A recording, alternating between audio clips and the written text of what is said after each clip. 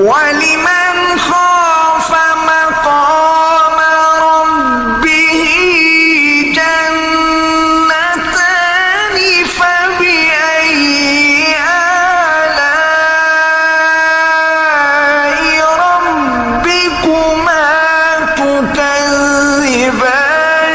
ذواتا أفنان فبأي آلاء ربكما تكذبان فيهما عينان تجريان فبأي آلاء ربكما تكذبان